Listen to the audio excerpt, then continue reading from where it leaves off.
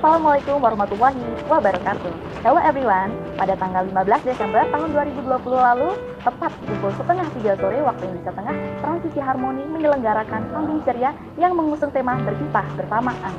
Nah, berbicara tentang berkisah, sebagian mungkin masih menghubungkan dengan mendongeng. Kenyataannya, berkisah dan mendongeng adalah dua hal yang berbeda, di mana berkisah adalah suatu metode bercerita tentang suatu kejadian atau riwayat non-fiksi, sedangkan mendongeng adalah metode bercerita tentang suatu peristiwa fiksi.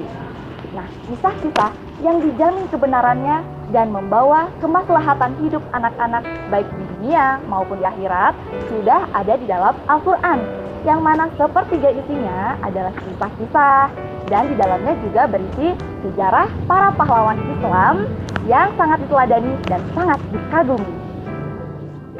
Perkembangan agama pada anak usia dini, khususnya usia 3 hingga 6 tahun, konsep mengenai Tuhan masih dipengaruhi oleh fantasi atau khayalan serta emosi. Nah, melalui metode berkisah dapat membuat imajinasi anak-anak tentang Allah dan Rasulullah sesuai dengan yang dikisahkan dari sepertiga isi Al-Quran, sehingga anak-anak mendapatkan ibroh untuk menemukan sikap cinta kepada Allah dan Rasulnya sebagai pegangan untuk menuju perkembangan selanjutnya. Karena ketika memasuki usia 7 hingga 12 tahun, yaitu usia pra-remaja, anak-anak sudah membawa pegangan tersebut di dalam jiwanya. Nah, karena apa? Di mana memasuki usia ini, perkembangan agama mereka lebih realistis sehingga berdampak pada kepribadian anak-anak. Nah, di usia pra-remaja inilah baru pendidikan agama yang sistematis mulai ditegakkan. Dari penuturan Baroza di panggung ceria yang dipandu oleh Mbak Diajeng saat itu, Baroza mengemukakan manfaat dari berkisah, diantaranya 1. Mudah dikenang, 2. Motivator yang mudah dan murah, dan terakhir, nasihat halus yang tidak menyakiti. Nah, suatu kisah yang mudah dibayangkan oleh anak-anak dan mudah dikenang, terutama untuk menumbuhkan sikap cinta kepada Allah dan Rasulullah, dapat diawali dengan mengenalkan Nabi atau Rasul dan sahabatnya sebagai hero kebanggaan orang tua melalui berkisah, sehingga dapat menambah semangat dan rasa ingin tahu anak. Nah, beranjak dari kisah tersebut, anak-anak akan mulai memilih dan menemukan tauladan kebanggaannya, sehingga dapat memunculkan minat serta memotivasi anak untuk menirukan sikap positif dari hero kebanggaannya tersebut.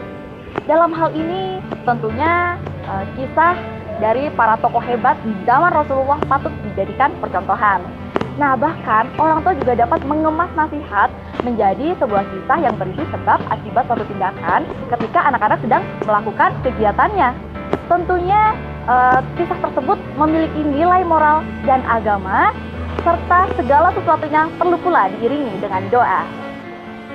Sebagai hasil dari mengikat ilmu di panggung ceria yang dioperatori oleh Mbak Syafrina tersebut, banyak hal yang saya dapatkan sehingga membuat saya mampu mengembangkan beberapa ide untuk diterapkan pada anak usia dini guna menumbuhkan sikap cinta kepada Allah dan Rasulullah melalui metode berkisah.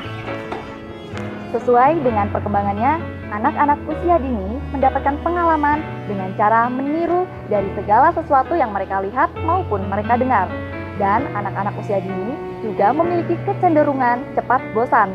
Nah, saya akan memberikan tips untuk mengatasi hal tersebut. Oke, 1. Orang tua memberikan contoh secara langsung sehingga tercipta suatu habit. Kenapa orang tua? Karena orang tua adalah hero pertama bagi anak. Misalnya, makan menggunakan tangan kanan, kemudian tanya kepada anak, "Dek, kenapa sih kita makan menggunakan tangan kanan?" Kemudian ceritakanlah bahwa saat itu Rasulullah memberikan contoh agar mendahulukan tangan kanan ketika melakukan hal baik. Yang kedua, berkisah menggunakan boneka, baik menggunakan boneka jari maupun menggunakan boneka jenis lainnya. Nah, cara ini membuat adanya interaksi dan membentuk komunikasi paling efektif. Dan jangan lupa menggunakan bahasa yang sederhana dan mudah dimengerti oleh anak-anak. Yang ketiga, menggunakan mainan kreatif. Contohnya, membuat miniatur Ka'bah sambil berkisah. Yang keempat, berkisah dengan cara jalan-jalan ke lokasi yang bisa dijadikan inspirasi, sehingga anak-anak menjadi terpukau Kemudian terangkanlah bahwa semua ini atas kuasa Allah. Tentunya orang tua harus piawai dalam bercerita serta menghubungkan tempat dengan kisah yang sesuai. Dan yang terakhir, berkisah sambil bermain sandiwara berdasarkan kisah-kisah teladan di dalam Al-Quran. Semoga yang saya sampaikan ini dapat diambil sisi positifnya dalam menguatkan akidah dan akhlak anak serta menumbuhkan sikap cinta kepada Allah dan Rasulullah. Dan insya Allah masih banyak lainnya yang akan saya sampaikan di lain waktu. Saya haturkan terima kasih dan sampai jumpa. Wassalamualaikum warahmatullahi wabarakatuh.